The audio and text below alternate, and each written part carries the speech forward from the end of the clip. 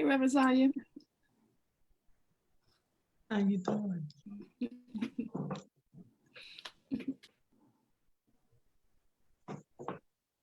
People.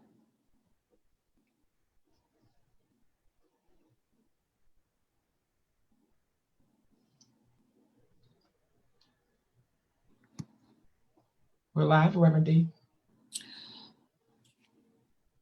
Hello, everybody. Welcome to Take a Stand. This is going to be a wonderful interview with three amazing women. You're listening to the new WCEG Network on WCEG Talk Radio, which is now live, and you can click the live stream tab, watch us on your smart TV, YouTube, WCEG Network. My name is Rev Diane Dougherty, and I'm your host of Take a Stand. This is the show for the next 1 or 2 hours. We are the Worldwide Community Empowerment Group, and we're here to speak life into the community. You can like us on Facebook. You can follow us on Twitter or on Instagram at WCEG_talk_radio and WCEG Network. Last but not least,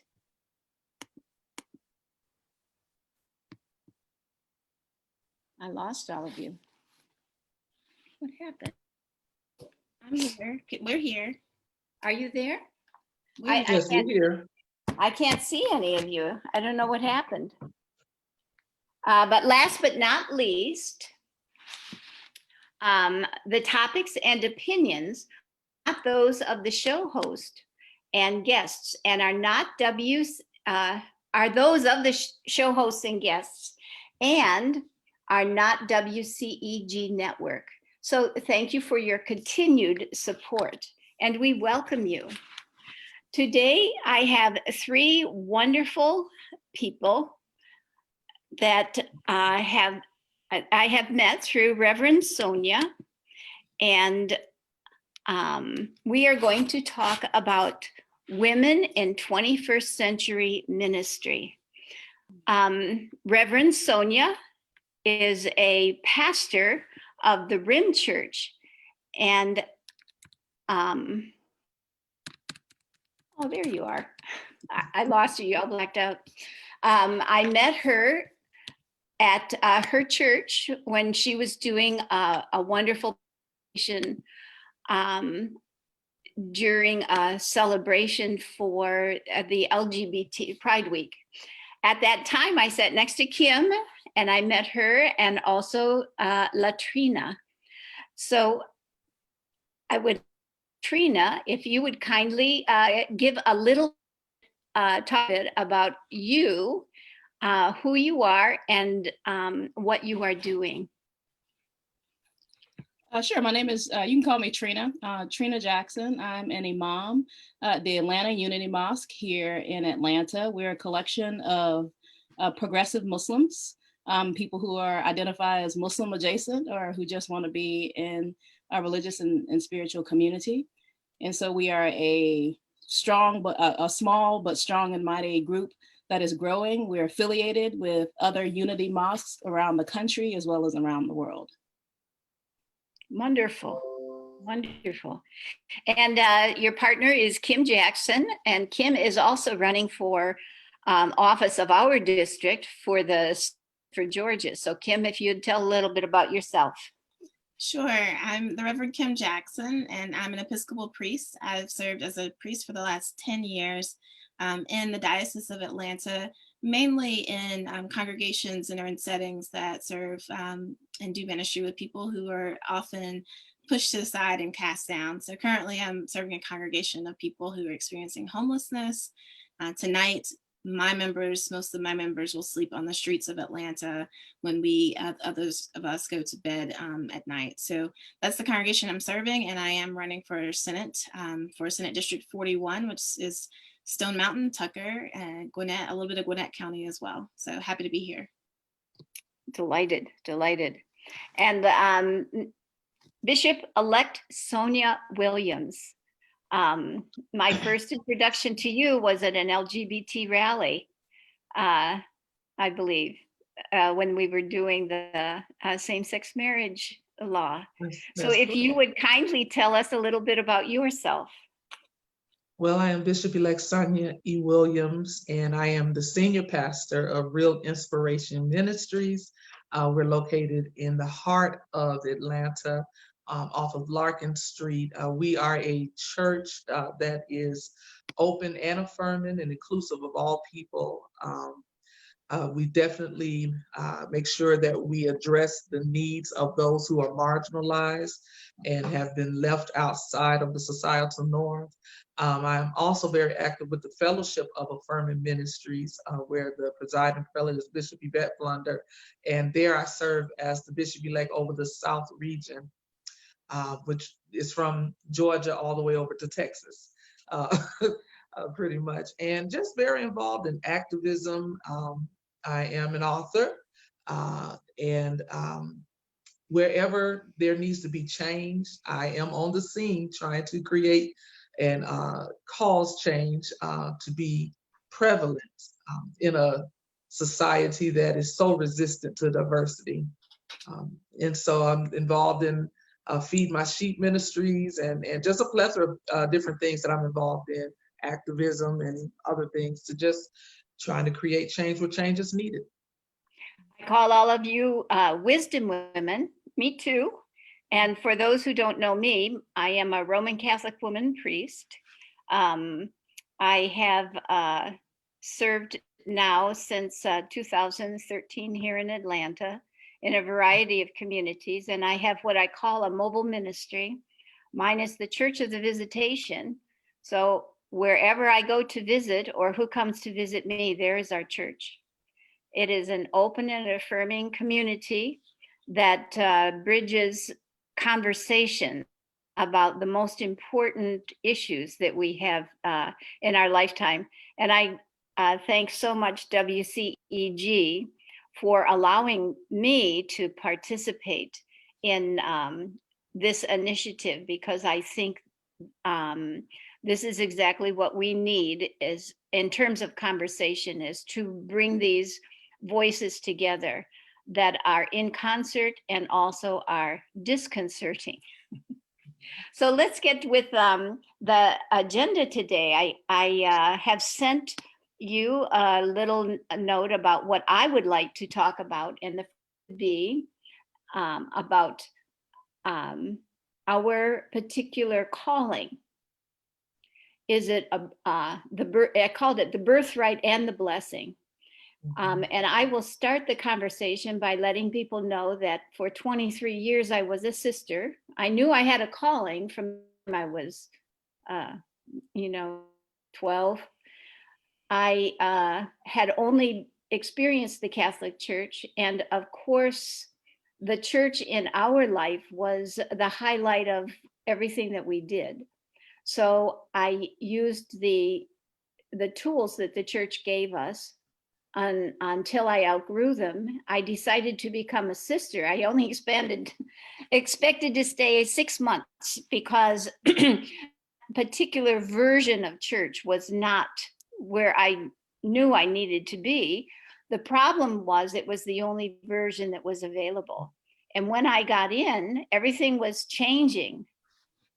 Furniture in the house. So it was the most exciting and invigorating experience. I stayed 23 years until I realized there's a difference in the church between the mission of the church's call to serve within the gospel, a format of the gospel, and the hierarchy who governs the church.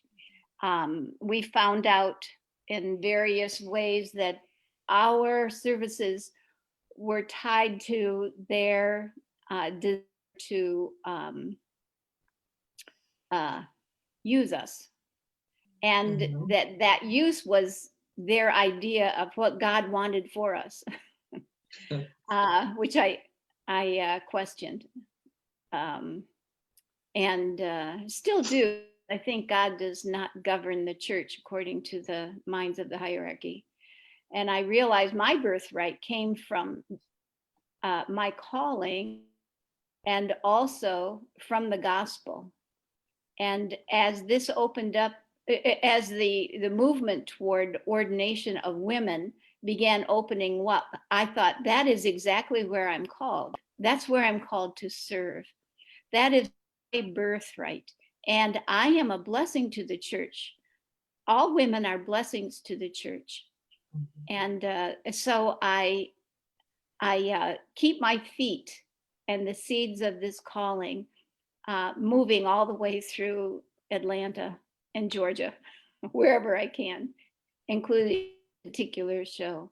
So what about you, Sonja?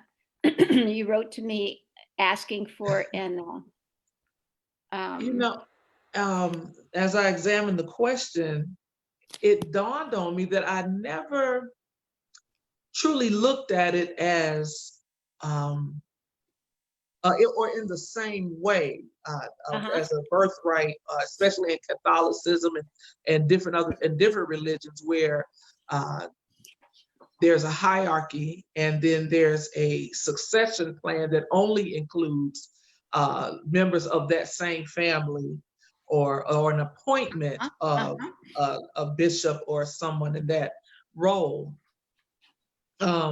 And so I really gave that some thought, and I thought about how women have played such a critical role in ministry.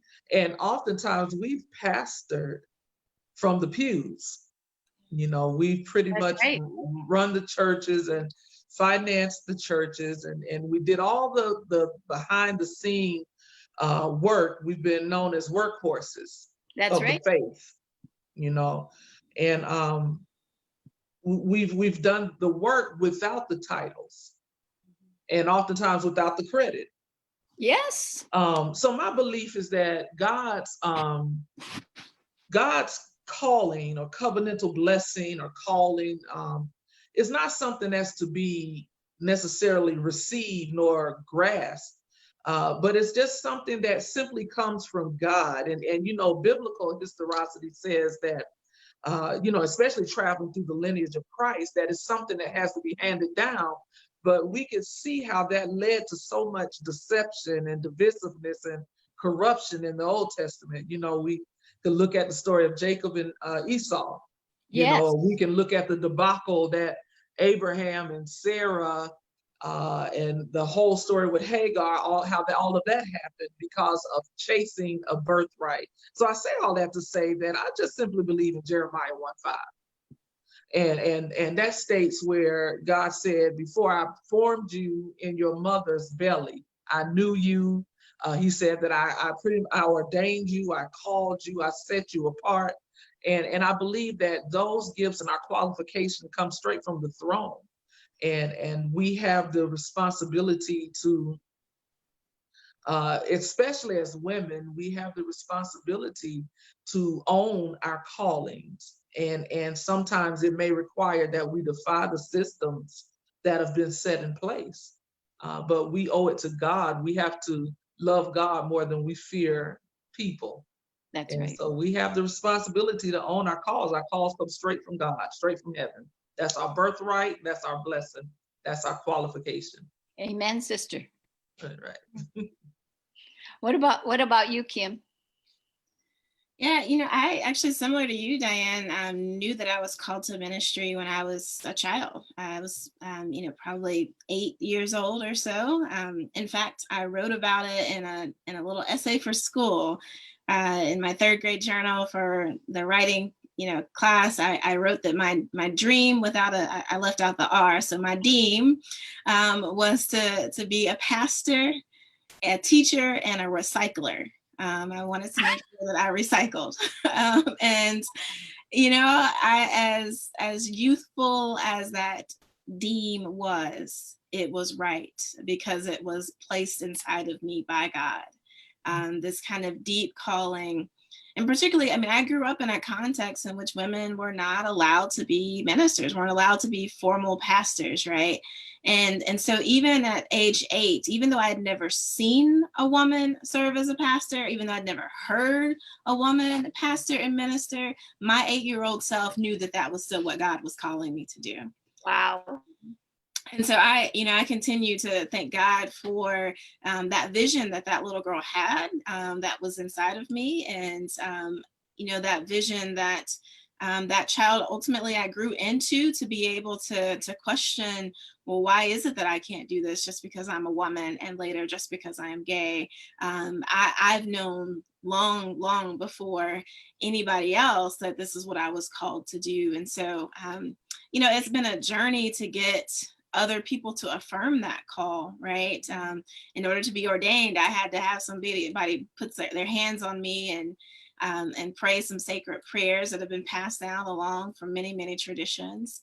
And I had to have a community to affirm that call. And so that took some time, but the language of birthright feels right to me, because that has, since such an early age, this has just kind of welled up in me. People talk about John Lewis, rest his soul, and how he used to preach to the chickens. Well, I had Barbie dolls that I would line them up on the couch in the living room, and I would preach to them. And then we had a fireplace in my house, and I would pretend that was I grew up Baptist, right, where you have to dunk people, you don't just sprinkle. And so I would pretend that the fireplace was the baptismal baptistery, and I would pretend to baptize my baby dolls, and if my brother would let me, I would pretend to baptize him in the fireplace. This is a long journey, a long time coming, and I'm grateful, honestly, to be able to live into the call. I do very much understand my call, not just to be minister and pastor, but I am also a teacher, and I am also a recycler, not just in the kind of, I think the way my 8-year-old self thought about was making sure the plastics went in the right place, but in terms of making sure that we care for the earth. Trina and I live on a farm where we use sustainable practices, because that is a part of what God has called us to do. Wow. Your 8-year-old self. I love it. Yeah. And Trina, this is you're a miracle woman to me. I've never even knew there were female, and I love it. As you say, Imamah? Imamah, yeah. And how perfect. So how did you get to this place? I think that my story isn't as much of a straight line. I grew up Pentecostal in a pastoring family. Me and my 5 brothers, and so my father was a pastor, my mother was a pastor's wife. I was clear by the time I was 12 that I didn't want to have anything to do with that. And not because they weren't doing good work, it just seemed hard. It kind of fell in the same category for me as marriage. And I'm like, that looks like I get the short end of that stick, so I don't want to do that either. And so I was just trying to make choices for my life where, I could move with as much ease around and adjacent and away from institutions as possible. And the church seemed like that. So I was very clear that I was going to be a scientist, right? And a teacher, which was my first career. I was an archaeologist for a really long time. I really enjoyed it. It was awesome for me. It was like my bar trick to say I'm an archaeologist and tell the wild story about running from people shooting at me or running from alligators. In that work of being an archaeologist, I was often in hot zones where people had a lot of conflict. And I recognized that a lot of the conflict was over people's religious identities. And so in that journey, I actually, through a very long story, ended up on the Western Plateau of China, learning Mandarin. And I was spending time with Tibetan Buddhists. I had a really hard time. I was like the first Black person that many people had seen, and it was becoming really hard just to navigate, just to go to the store and stuff. And so I was hanging out with a number of Tibetan Buddhists and Uyghur Muslims who are under some really intense persecution in China right now. And so I went out to one of the lamaseries where the Buddhist lamas hang out with their families and all of the temples there. And I had an experience coming out of one of the temples looking at sculpture that I think I can only explain because I was raised Pentecostal. I think if I did not have the intuition around spirit that came from understanding the work of the spirit, I wouldn't have known how to interpret what was happening. So I came out on the steps of that temple, and it was as if I had remembered something that I'd forgotten, right? I said, oh, I'm Muslim. Like, I wasn't shopping for anything new. I was really trying to just de-stress from the work that I was doing. And as I was spending this time with all of these Buddhists, and I had gone to some masjids. I actually visited an all women's mosque while I was there. But I wasn't looking for a new religion. I was holding Christianity very loosely, like with a loose grip. I don't think I even was using the word Christianity at that point to describe myself. And it's as if I just remembered something that I'd forgotten. And I said, oh, I'm Muslim. And it was like the way that I get into a pool. I don't dip my foot in the end and say, oh, it's cold. I jump in the deep end, and whatever floats to the top is lost. And so when I started that journey around 2004, 2005, and I still was not interested in being clergy. I was interested in just learning about Islam and being in community when I could. And I had a few more of those Holy Ghost experiences that kind of hit me to the gut. But still, I was very, very resistant to being in any type of leadership because Islam is relatively decentralized, right? There's not a hierarchy, especially in the US. There's not really a hierarchy of leadership, a polity of leadership. And I joined a community here in Atlanta when I came here for grad school called American Islamic Fellowship, which transitioned to Muslims for Progressive Values, the Atlanta chapter, and then transitioned to Atlanta Unity Mosque. And about 6 years ago, some folks in the community sat me down and said, look here, you're doing the thing that imams do. You lead prayer sometimes, you preach sometimes, you have this notebook of resources, and in the community when people need mental health specialists, when they need to get out of abusive relationship or situations where they're being abused, you have this list. You're doing the things that imams do. We insist that you start calling yourself one. And so they kind of put me through the training. And so I kind of stumbled into it backwards. I'm actually kind of resistant to it sometimes because I feel like I didn't want to be married, and I didn't want to be clergy, and here we are.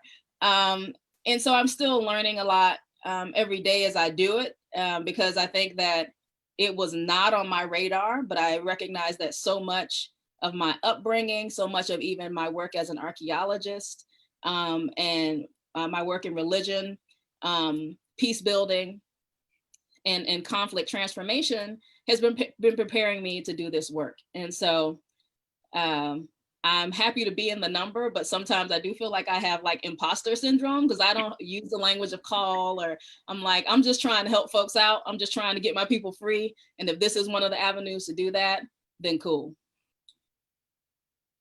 I resonate with you. And that's one of the difficulties of being called a Roman Catholic woman priest is you are, the structure of Roman Catholicism is imposed on you.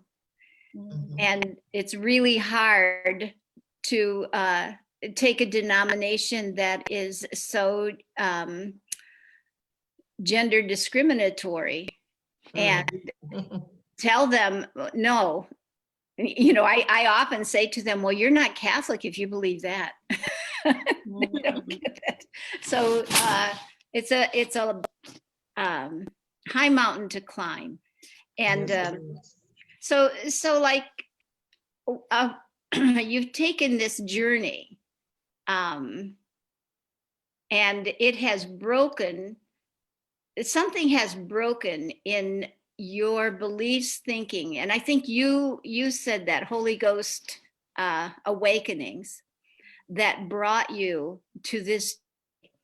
My Holy Ghost awakening had to do with the utter anger I felt being in the institution and believing, unfortunately, that I was an equal partner in ministry. Mm-hmm. And when I was with the sisters, we worked as equal partners. to complete the ministries that needed to be done. But when I had to start working with hierarchy, you're treated totally differently. And unfortunately, I had to work and I was in direct contact with them. And I was totally thrown off guard because as I grew up, we were in a family unit and in a little community that probably could be seen as amazing today because it was very circular. There wasn't a hierarchy of people giving orders and others following through. Everybody pitched in to do what needed to be done. That was my earliest experience. Even in schooling, and when I went into the convent, as I said, they changed all of the rules by the time I got there. And they worked very, very hard to change that. So my experience of communal life was one that was very circular, non-hierarchical. Everybody had jobs, but no one was in charge of anyone else. We were all in charge of ourselves, focused on the gospel, the mission, and the people that we were called to serve.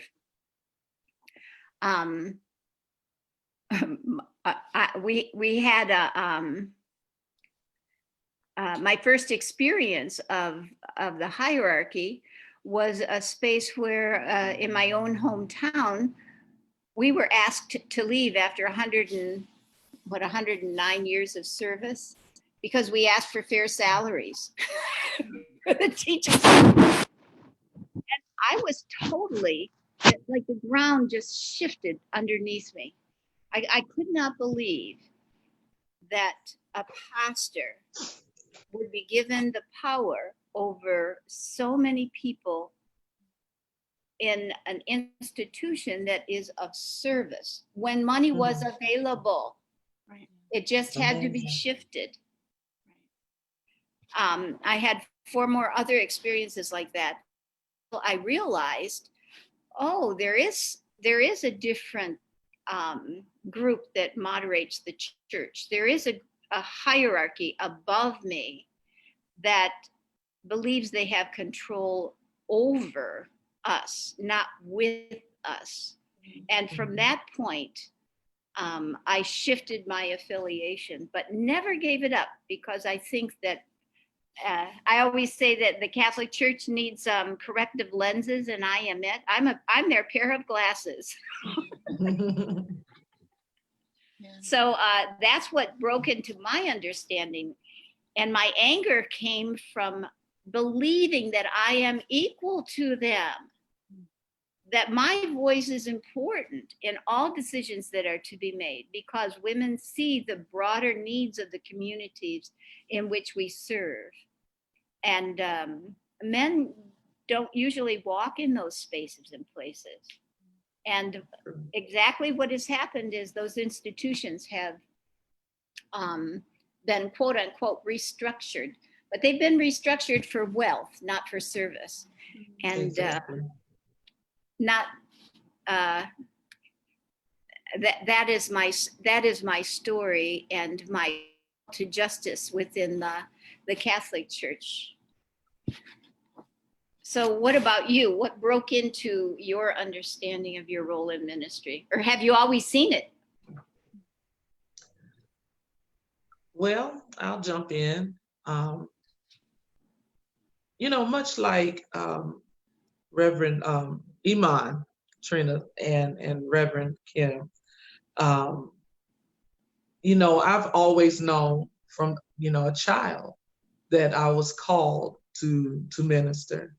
I would be the child in the classroom preaching and having all the other kids, in the congregation. And I'll never forget my teacher said to me that, you're wasting your time with that. And, women are not supposed to preach. Most of the women in my life said the same thing to me. And And so I would venture to say, you know, to break into ministry, it was complex because my situation was fused with the fact that I was same gender loving. So I had to deal with that as well as, you know, following this path. I've always known, you know, when we would have the little assignments in class, what do you want to be when you grow up? My answer was consistent. And I was consistently told that that was not going to happen. You need to figure out something else. And so, you know, I remember after college, I landed on a church that had a female pastor. And that was completely unseen and unheard of in my life anyway, in my circle. I had never experienced anything like that. And so I remember it would be my mother and my grandmother telling me, you know, you need to come out of that place. You know, you stick around in that place, you're going to end up in hell. The women, you understand, were the ones telling me this. And so, you know, having to deal with that struggle, and then also the intersectionality of my spirituality and sexuality, you know, it was definitely a peeling away of multiple layers of bad theology and societal oppression. And, you know, I come from a Pentecostal influence as well, you know, and there was just an establishment that made it plain women had a certain role. You know, that's just, you had a role to play and you didn't blur those lines. You know, the women were the ones who taught the younger women, That's you know, right. where their place was in the ministry. And so, and you didn't blur those lines. So first I knew that what I felt in my spirit just didn't line up with the teaching. And when I would go to the women about that, or the sisters or mothers of the church or whatever, they said, well, it's not about a feeling. You know, and then so I said, well, you know, this type of oppression, I don't know if I had the right word for it then, but this type of oppression doesn't line up with the concept that God is a loving person. It just didn't line up. That's right. You know, and so I had to ask myself some very critical questions. And, you know, why would God create me to hate me? Or if God is neither male nor female, then why are we playing these gender roles in the church? And so that's what started me on a role of trying to break through some of this structure, this religious structure that was set in place to just kind of hold me in my place, you know. And it was very difficult, you know, especially, I asked God the question. I had to question God. And I read the Bible. I read it through and through. And so I would ask God very difficult questions, you know. Ironically, the answer I would often get was, I love you. And anything that speaks to love is from me. Anything that speaks to oppression is not from me. And so I had to just tell myself that I got to step out and do what God has called me to do, because the calling of love should be much stronger than the calling of oppression. And the calling of liberation was much stronger for me than the calling of bondage. And so I landed in a church after college with a female pastor. And even though she was a female pastor, the way the structure was, the church structure was almost as if, you know, we kept the same bondage, but we just gonna slap female on it, and that's supposed to make it okay. But it was still a hierarchy. And it was still an understanding. There was a lot of, like, the women had to wear skirts down to the ankle. Wow. You know, or I can remember her preaching certain things about how women should dress.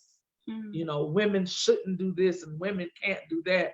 And so it was almost coming into the same thing, just with a woman as a pastor. Put in a woman. So I just separated myself from God altogether, just to sum it up. I had to deconstruct to reconstruct almost. And after that period of time, I remember, believe it or not, it was in a club. To make a long story short, I was in a dressing room at a club. And I was watching a young man who was high as a kite.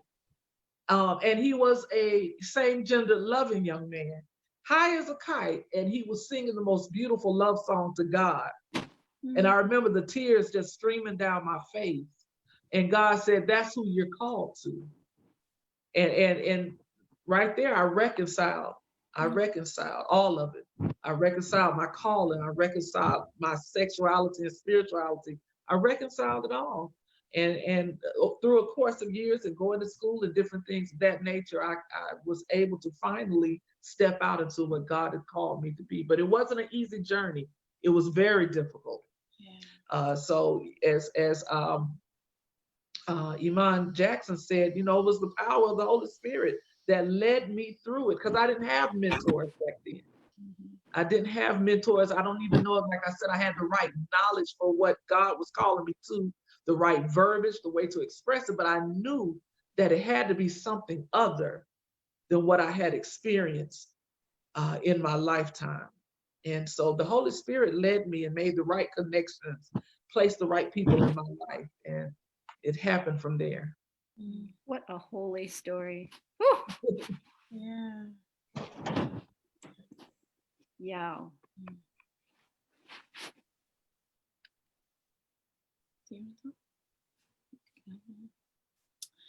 Well, I just want to say the question around what broke open for me. I think it's a multi-layered process, but the first memory that I have of realizing, so unlike Bishop-elect Sonja, when they told me at 8 years old, little girl, you can't be a pastor, I believed them. I was a rule follower, so okay, sure, I'll just be a teacher. But I continued to be very faithful. I was at church. I played the piano for the little kids choir. I played the piano for the adult choir all through high school. I was very, very faithful, but believed them when they said I couldn't be a pastor. And when I went to college, so this will date me a little bit here in terms of how old I am. But September 11th happened while my senior year of high school, and then my freshman year of college is when we went to war. And I remember sitting with a group of ostensibly Christians who were like me, right? Deeply faithful. We went to the same campus ministry stuff. We prayed, together. We were accountability groups. Y'all remember those things, right? And those Christian women cheered as the fighter planes took off from, I don't know if y'all remember this, but President Bush at the time, he dropped some type of flyer and the fighter flight out. Yeah, they went off to war, and those women cheered as if it was the will of God. Yeah. And I felt something break inside of me, because I knew that those weapons of war were going to kill people. That's what they were designed to do, and that's what they were going to do, and that felt wrong. And so that was the beginning of the split for me, was to see these Christians over here celebrating war and destruction, and that doesn't align with who I understand God to be. And so I think in that moment was the time where I started asking questions and say, wait a minute, does this have to be, maybe this isn't true, right? So I grew up in a tradition that told me that women can't be pastors. Well, maybe that's not true. I grew up in a tradition that said that, gay people, queer people they were all hell bound. And I had to then ask the question, well, what if that's not true?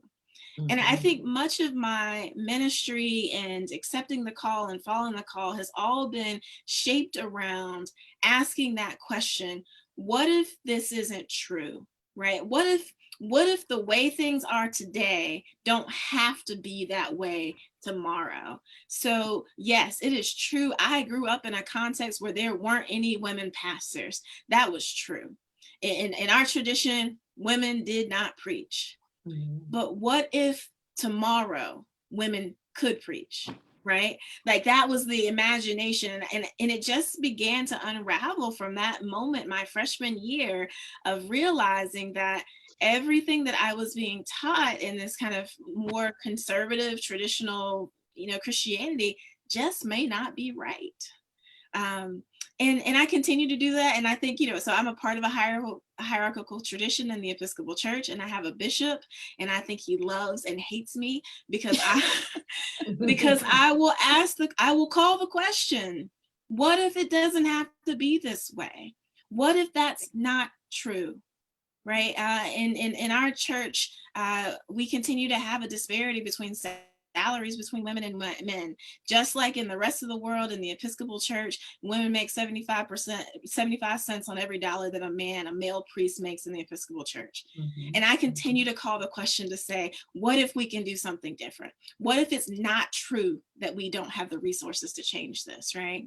And so that, I think that fuels my ministry. It fuels my desire to run for office. And ultimately what I seek to do in office is that I see the world, I see the Georgia that we have today, and I see the disparities, and I say, what if we could have another world?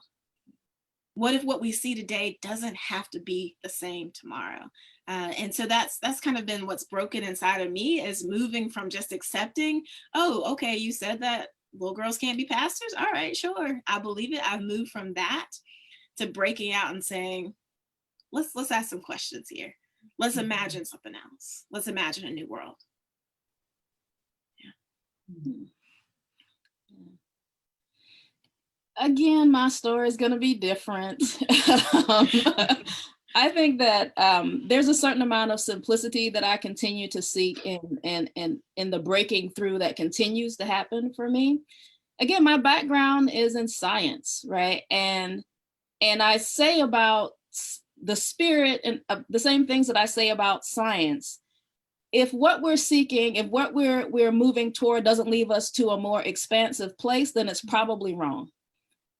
Because we continue to learn information about the cosmos. We continue to learn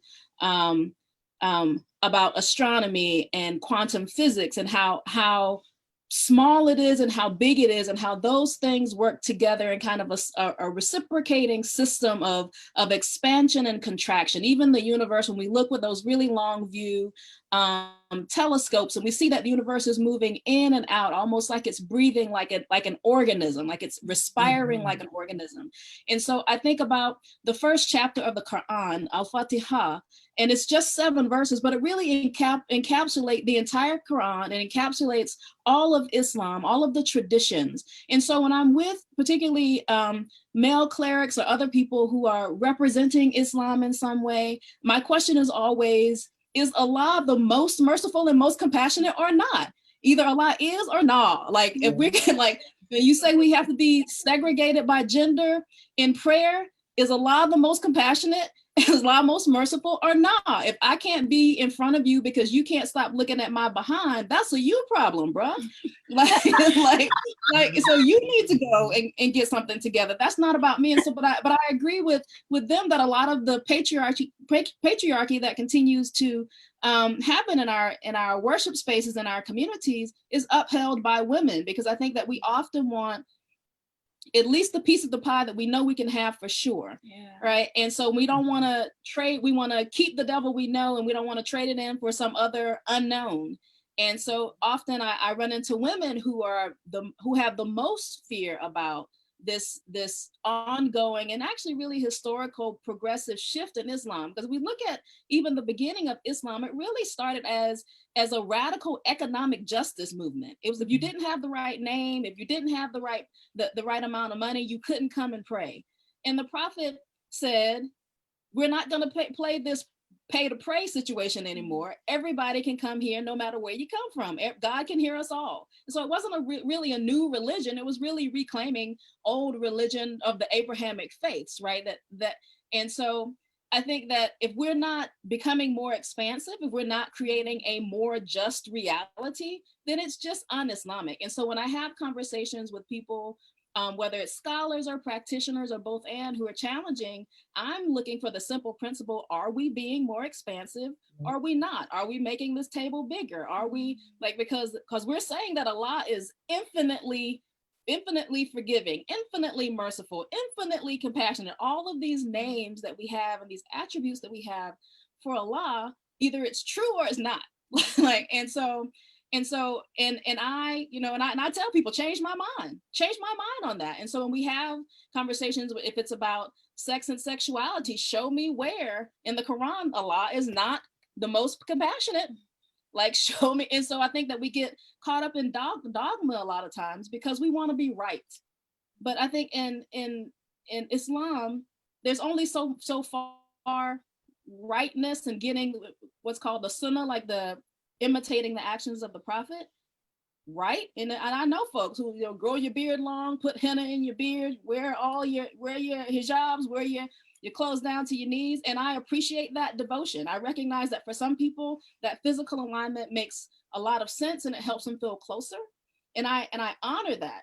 But at some point, it is about your niyyah. It is about your intention. It is about your taqwa, your consciousness that God is always with you. Your tawheed, the oneness. If at some point you step outside of the oneness because we're trying to separate for status or separate for power, we're stepping outside of Islam, right? Because Islam is engaged surrender to the oneness. Right. And so whenever we try to separate outside of that oneness because we want more power, we're moving against the spirit of Islam. And so it's all about bringing the large oneness of Allah to our living spaces. And that involves justice, right? How do we have integrity between what we believe and how we behave? And so I think the breakthrough for me is often coming to these spaces of saying, where are we being inconsistent? Where are we not expressing that oneness and justice in community? And so that is the time when we get into our theology and say, what has to go and what do we have to write? Because a lot of times I think, for me, I can find scriptures about Islam and sexuality. I can find scriptures about Islam and women. I think Amina Wadud, Asma Barless, lots of people have written about that. I can find some pieces about Islam and Blackness. Can I find a piece about Islam, anti-Blackness, feminism, and queerness? No, we have to write it. And that is where we are now. We are in a new era of liberation theology, because what works in the academy and what has worked primarily in Christian environments or even nominally Christian liberation theologies has to be more expansive, because the movement for Black lives now is not coming out of the church, is not coming out of the mosque, is not coming out of our religious spaces, because we didn't have room for a Black trans woman to say, let's think about theology in this way. And so they developed it somewhere else. And so now us as religious communities, we're coming up and saying, okay, how do our theologies and philosophies align with what's happening in the streets? How do they align with what's happening at Project South? But how do they align with what's happening with the movement for Black lives? And so I think that we're having to catch up when I think we've often positioned ourselves in the front. And so the breaking for us, I think, is religious communities that are about freedom movement, is we have to catch up, because we've been too conservative. We haven't had enough imagination. Like, we haven't been open enough to say other people have power. We need to give this mic to somebody else and follow along, because God is saying stuff outside of us. And I think we got to let go of our ego and say that God is moving, the spirit is moving outside of us. And we got to go out in the street, we got to go in the hedges and highways to be where the spirit is. Right. And so I think that our breaking points, our breaking for me and our community is, yes, we need our space where we can worship together, but that it's only important insofar as it has a corresponding relationship to the rest of the world around us. We come here to fill up and to do our interpretations and get what we need, but that's only as much as it serves the oneness of justice in the world. Oneness of justice in the world. I love it. You wanted to say something, Sonja? I did. She brought up something, you brought up something very profound. And, you know, with the United Church of Christ, we have a saying that you don't put a period where a comma belongs, you know, as it concerns the written word of God. And I think that we have confined God into the Bible. Yes. And so what happens when we do that? I like that you said we move ahead and we leave God behind. We believe that God is not progressive and that there is nothing that can be done beyond the Bible. And so we're trying to live out our faith in a text that was written, you know, thousands of years ago. And we're trying to live out our faith in today's world, today's society. And so we forget that God is progressive and God is not finished doing what God is doing. And so we have to be okay with understanding that we do have to write our own new chapters. We have to write our own New Testaments. And we are living into that as we are right now. Some people, I remember when I was younger, they said, well, God is the same yesterday, today, and forever, so it doesn't change. And we even sing hymns, thou changeth not. You know, we have really just bought the license on God's mind and confined God into our own understanding. But we're still, if God is the same forever, we haven't lived into forever. So we're still trying to catch up to where God has already gone. And so to say and to put shackles on what God can do with God's own creation in God's own earth is to be putting ourselves above God, exalting ourselves above God. And so I just really like what you said about that. And I also love how you combine the science into the faith, because oftentimes people believe those have to be two separate entities. And we miss things like the expansion because we don't want to live into what God is doing in the universe. God is the God of the universe. But religion would say that even evolution is a lie. And yes, we believe that God created everything, but we cannot discount the science, the Scientology behind the faith, behind creation, behind God. So I just wanted to appreciate your statement. I like how you said to live into this. I think we talked about this one of the times we met, Sonja, where I said, I believe that we are the third testament and we're writing it as we speak, and we need to take that seriously. And one of the reasons we're slow at it is, I think everybody has addressed this, is the issue of women who are not supporters. They don't understand our journey, our movement. And so along this journey, one of my particular goals or movements is to find the voices, find the women, find the spaces where we are breaking out of patriarchal traditions that would have us defined, and to say, you as a woman are not defined by a patriarchy. You're defined by God, by a God who is calling you as much as me. And I remember when I approached ordination with my family, I had many conversations with my sister. 6 months later, she was still the same place. And I said, listen, Mary, if the Pope said tomorrow women could be ordained, you'd be okay with that? And she said, yes, I would. And I said, in order to call a woman into ministry, God must ask permission of the Pope. There was other silence. Yeah, I'm sure. And total unawareness. But I remember, Kim, you said that you were someone that was always a good girl. You did the right thing. You did the good thing. And the utter fear that they live in of supporting someone that has moved in a different direction is exhausting. And so this gets into my next question is, how do you sustain yourself through roadblocks and disappointments? And I think the greatest disappointment I had was the people of the Catholic Church tolerate my choices of ministry. They don't participate in it. There was a period where that happened, but I realized that the women were hoping men would come along and go in that way. But my disappointment is that I don't think you can change the minds of men today. I don't think that's my goal, or that is moving toward. And definitely, they certainly are not about justice, because in the Catholic Church, I think they realized around the 80s that there were more women in ministry and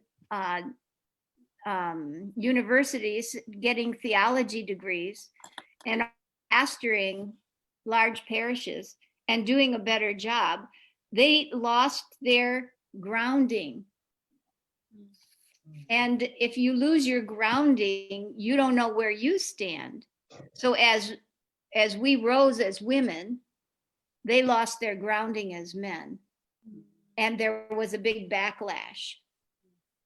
So, you know, being my age, I can see all of that, and it is a roadblock, but it was a real, it was a wake-up call and a choice I made to move on. But there's a lonesomeness because those are my friends. That was my community. Those are the people that gathered, that gave me, that fed me. They were the people with whom I ministered. And you know if you're tolerated. Right. So that was my roadblock and disappointment. And so I just decided to go around them. Like water. I just flow around the sides. So the question is, how do you sustain yourself through your own sense of roadblocks and disappointments? Open to anyone. Yeah, I just want to say, you know, it wasn't that I did the right thing. It's that I followed the rules. I was a rule follower. Rule follower, yes. That's what I meant. Yeah, and I think that what sustains me now is that it's not about me following the rules. I'm not a rule follower anymore by any stretch of the imagination. But instead, I am trying to follow that which is righteous. And so I'm trying to do righteous things, good things, whole and compassionate and merciful things. And when that pushes me up against the patriarchy, when it pushes me up against the rules that have been established by people who actually don't have my best interests in mind, it is the knowledge that I am striving to do that which is righteous that sustains me. It is the notion and the idea that, you know, should I lose my job and my collar as a result of the decisions that I'm making, that I've done it for the right reasons. That's right. And that I have a home to come to, that, and a soft place to land, and a spouse who will support me if I'm doing the right thing, right? If I'm doing the things that I believe to be right. And it's not that I believe that there's one right thing. I think there are many ways. But when we are striving, I think God honors our striving, quite frankly. And so I find strength and a way to move forward in knowing that God honors my striving, even when other people don't want to have anything to do with me anymore, because I've broken the rules that they all made up, right? Yeah. Remember, the rules are made up. They're imaginary. They're just right. made up. And they're made up to benefit certain people and not other people. And most of the time, those people that they benefit don't look like me or love like me or talk like me or dress like me. Right? Like that's the reality. And so, you know, people get upset when I break the rules that weren't made for me. But I find strength and deep grounding in the knowledge that God is with me as long as we are striving towards righteousness and mercy and justice and compassion. When I am seeking to be in line with that most merciful, most compassionate God, then I find strength in that. I love it. And, you know, one of the things that I came to realize is the depth of exhaustion that I present to others who are following rules and believe that God is in that box. Just to entertain presence in those former circles is very difficult for them. But you know, that's in them, not in me. So I continue to go. I love them. I love them as much as I ever did. And I have hope. I have hope. So that's what I say. I am hope. Hope. That's good. So thank you. That was beautiful.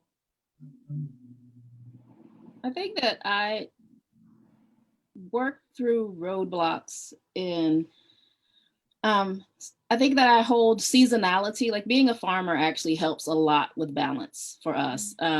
Also, I really appreciate, shout out to the NAP Bishop, like on to the NAP ministry, Trisha Hershey, like who's like, rest is resistance, rest is what God wants for you. Like rest is as much a part of the work of liberation as work is, and the balance and the rhythms that come from that. But seasonality, I think, helps me often when, you know, we plant our vegetables and we raise animals, and I watch as, you know, the summer season has come and many of the plants have done the most growing they're going to do this year, and watching them put out seed. And at different times, even of the day, but especially of the seasons, all of the energy is in the stalk and the leaves and the flowers. And when the fall and the winter come, a lot of the energy is in the roots. It's the underground work. They're growing out their root vegetables, the turnips and the sweet potatoes, the things that grow underground. And so you harvest them at different times, depending on where much of the energy is put. When you have in the winter, late winter and the early spring, you'll see the daffodils coming up, and they'll be all leaves for a while. The leaves are pulling in the energy. They can put out that really bright yellow flower in a little while. And so I think that sometimes we're not paying attention. Our exhaustion comes because we're not living into the seasonality, into the cycles. And so, and when exhaustion hits us, it's just because we've overspent. Like we've spent too much time as the leaf. It's time for the leaf to die back, and all of the energy will go into the roots. But I think as clergy and as activists and people who are doing liberation work in the world, I think that the ethos for a long time has been like, spend all your blood in the streets, like take it all the way down to one and then past that, you know, and to give all you can. And that's actually a really unbalanced and unhealthy model. And so I think that there's a lot of movement now talking about community care and self-care, and how do we do this for the long haul? How do we live lives worth, how do we have Black lives worth living, right? So not just defending Black lives, but creating Black lives worth living, created liberated lives worth living, created mutually liberated lives worth living, right? So we're looking for mutual liberations, because I can't be free if you ain't free, right? Like, so what kind of liberation am I imagining if you ain't free in it, you know? And so I think that seasonality is what actually helps me, and also having a squad like I do. Like I have a wife, and I have a community of people who have nothing to do with Islam, right? Who have nothing to do with being clergy, who are in it to win it as far as our mutual liberation, who like, Trina, sit down. Like, who will say, and I need my like a month ago, a friend of mine did that to me. She was like, why are we talking about this? The last time we talked about it, we know what the answer is. Stop bringing it up. You know what to do. Either you're going to do it or you're not going to do it. Sit down and take some rest before you go back to the hospital. And so I think that having community to help us, and we become like that, I don't know, the connection in the way that we put for our growing green beans, we put up a trellis so they have something to hold on to. Once the green beans and the cucumbers, they get heavy and they'll break off from the thing that gives them growth and life, unless they have something to hold on to. And so we become that stability and community to say, I got you. I'm gonna hold this weight for you for a while. You know, get some rest. I'm gonna hold this weight for you for a while. And maybe you will have a different perspective on it. Because I think sometimes my exhaustion is because I've gotten tunnel vision, because I'm just like, I want these watermelons to grow, and I'm not paying any attention to the corn.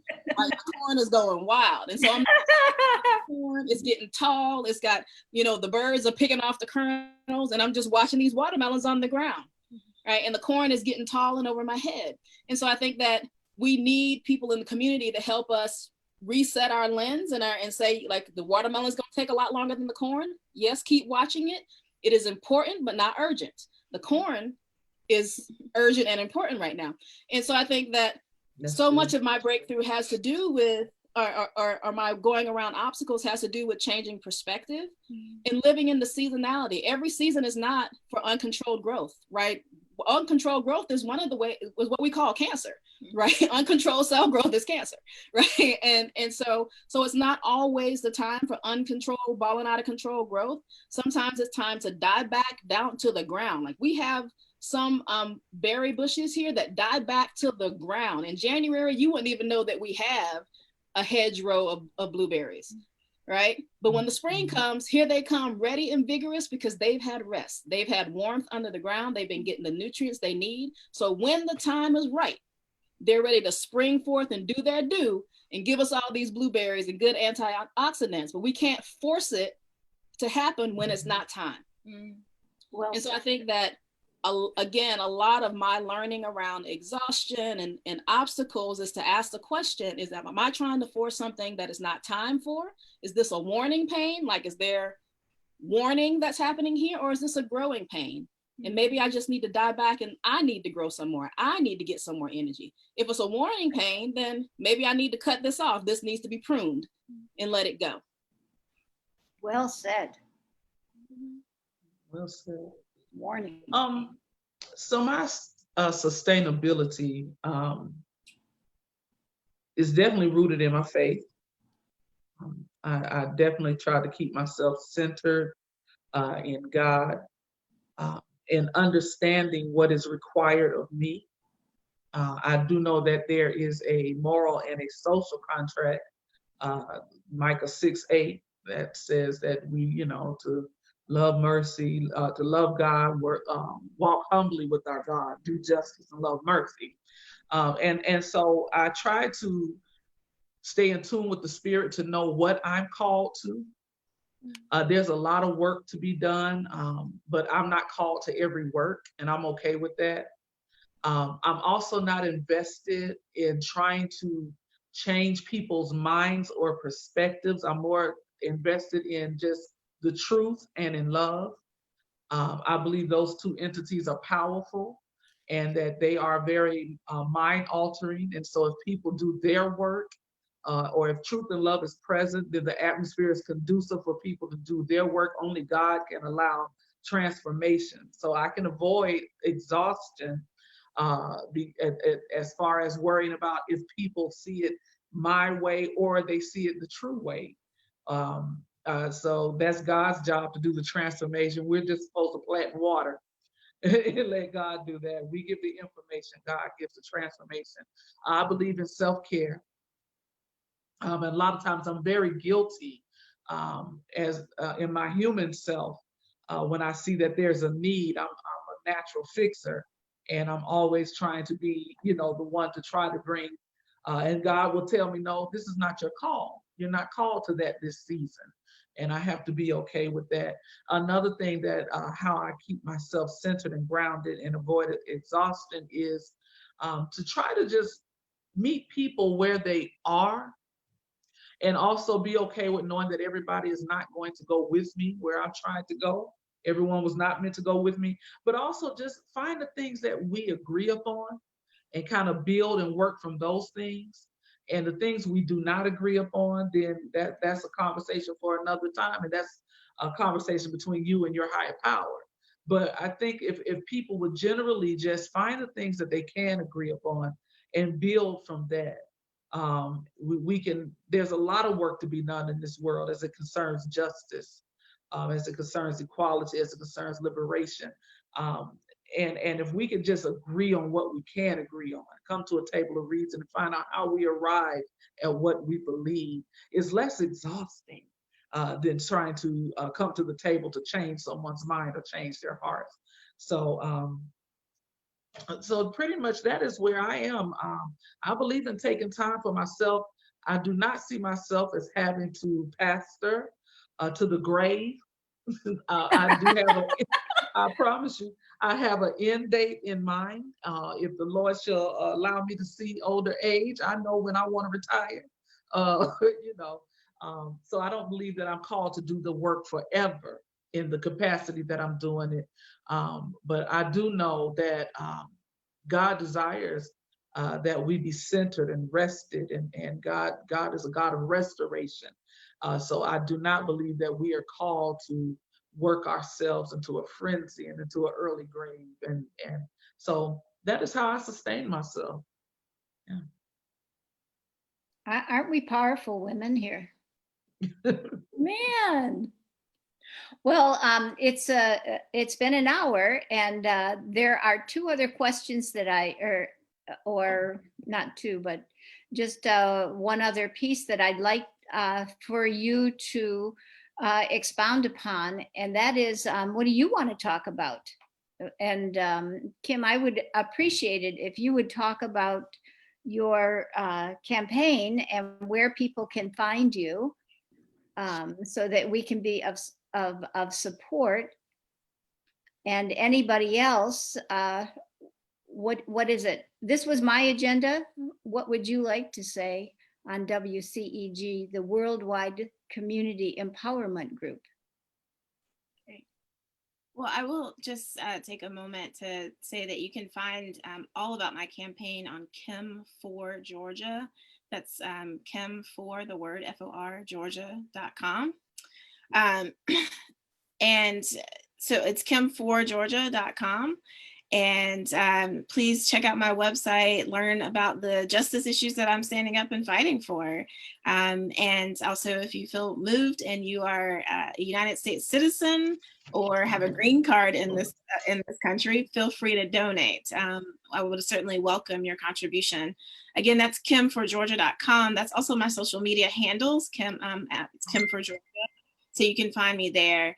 And the last thing I'll say about my campaign is that this really is a campaign to ultimately help move Georgia forward to being a more just, a more merciful, and a more compassionate state.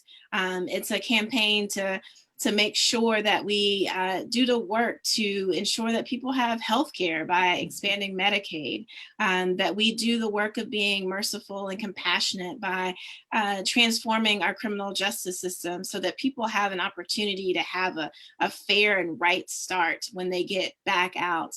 And quite frankly, so that so many people in Georgia are not being arrested for silly, stupid stuff. You know, in Georgia, it's literally a crime to make a right turn and not use your turn signal. You can go to jail for that in Georgia because it's a misdemeanor, it's a crime.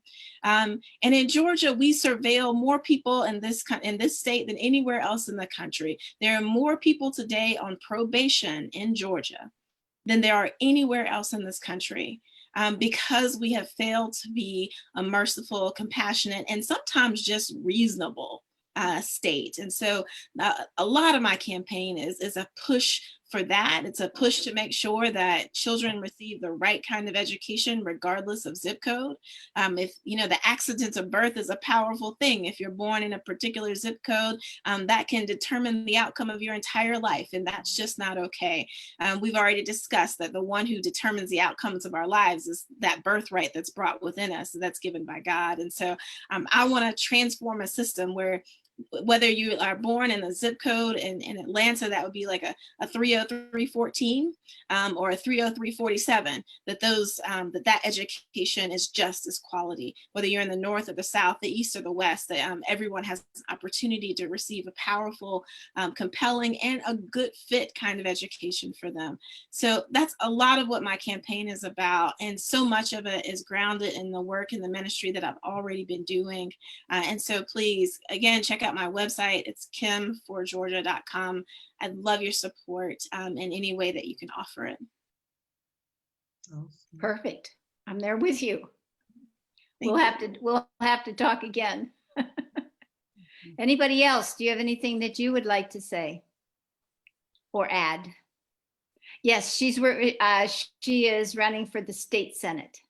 State Senate District 41. So if you know people in Stone Mountain, Clarkson, Tucker, Gwinnett County, Pine Lake, if you know people. Avondale, even, yes, a small part of Avondale, come on over. Tell friends to please vote for me. Thanks. 14,000 people voted for me in a primary already.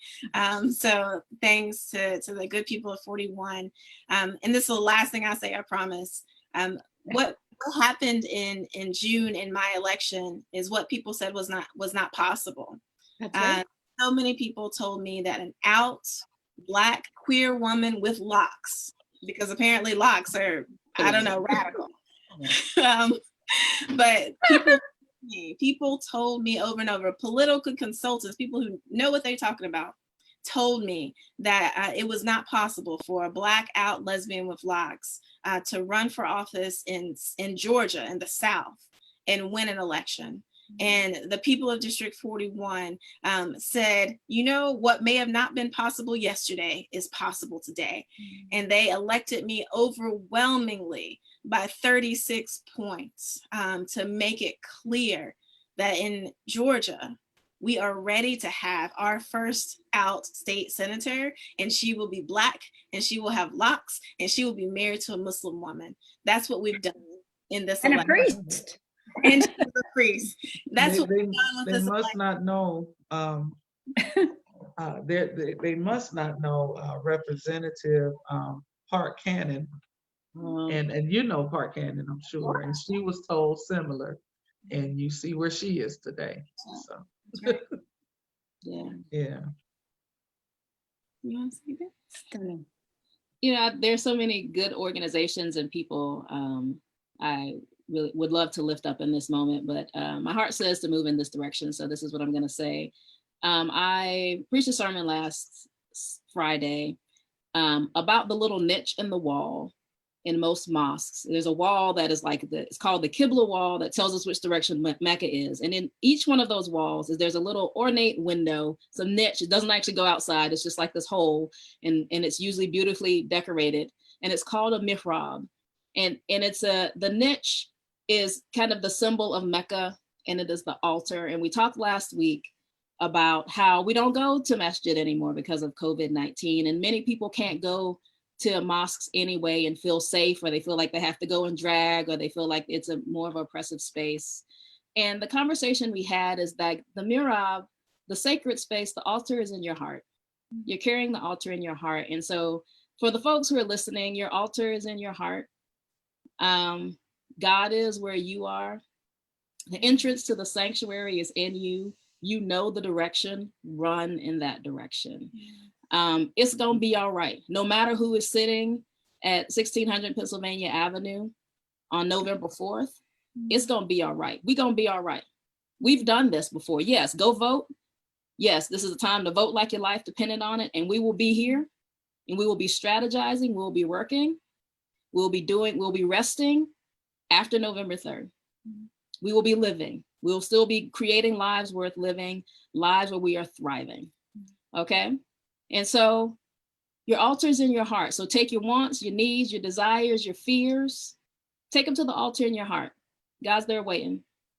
God will meet you there. You take one step in God's direction, God will come running towards you. You know the way. That's very beautiful.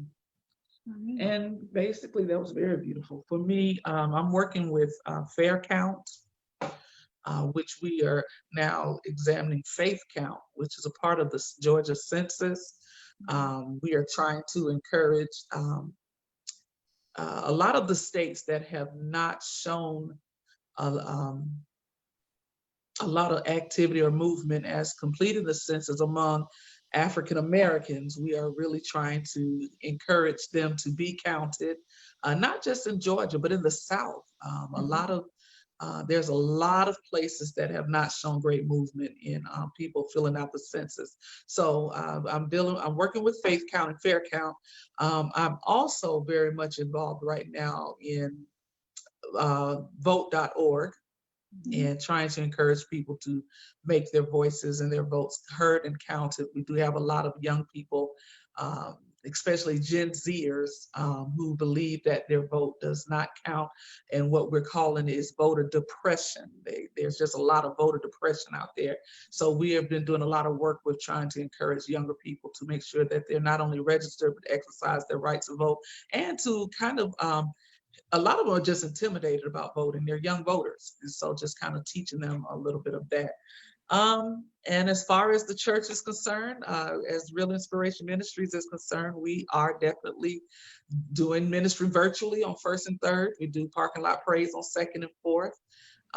And so we're helping people to understand that while we're away from our physical edifice, that we still have the responsibility to edify one another. And so we are finding different ways to make sure that we're able to do that. And pretty much that's what I have going on, along with a lot of the, yesterday I had the opportunity to be down at Clayton County. Oh, and I was just appointed as the LGBT advisory council. I was going to bring that up. Yeah. Congratulations. Thank you. Thank you. We were down at the Clayton County Jail on yesterday in protest and rally for Roderick Walker. And we know the story about that young man who was in the Uber and a passenger in an Uber, and he was brutally attacked by the police, sheriff department, two members of the sheriff department. So I got a lot going on, but it's good work, it's justice work, and it's God work. And so that's where I am. Oh, and I can be reached at Bishop-elect Sonja, Gmail, rematlanta.org, or on Facebook, Sonja Williams. That's one thing. If you text me that information, I'll put it on, because we are going to we'll be on Facebook Live, and so we'll put that information underneath it, so everybody knows how to get in touch with everybody. And the Imamah, there may be some people that would like to join your. Are you having open celebrations or just online? So yeah, we're meeting online. We have a Zoom Juma, which I call Zuma, on Fridays at 1:30. Juma. And the sermon, the Kupa, is at 2. And so we meet regularly. I can send you the link for that, Atlanta Unity Mosque, Friday afternoons at 1:30. And it may shift. It's going to shift when time falls back, but in October. But right now it's at 1:30.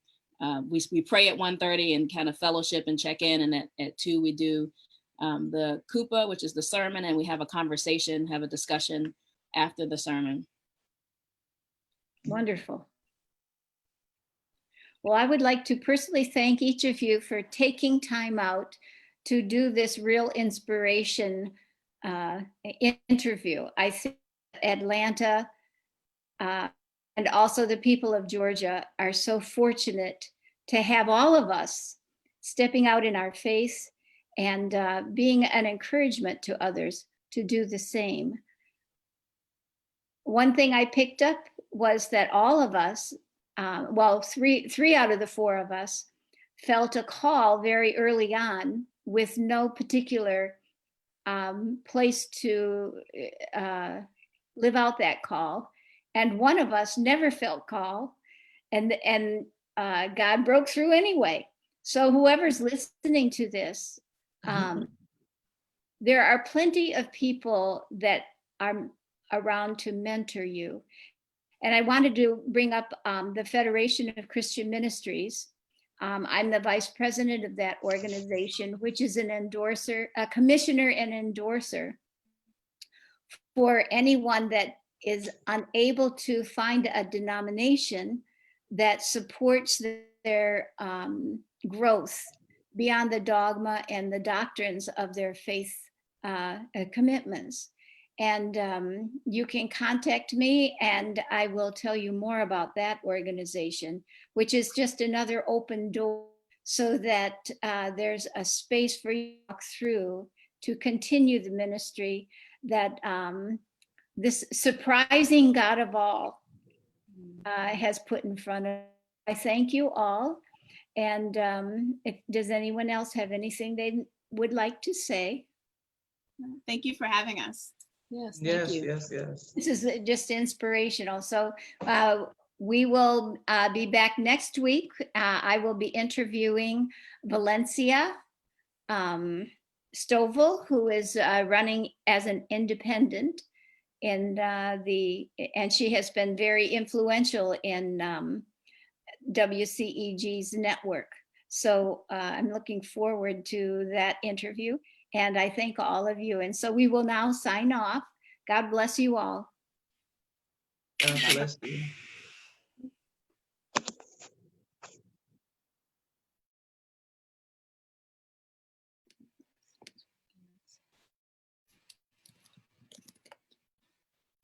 Bye-bye.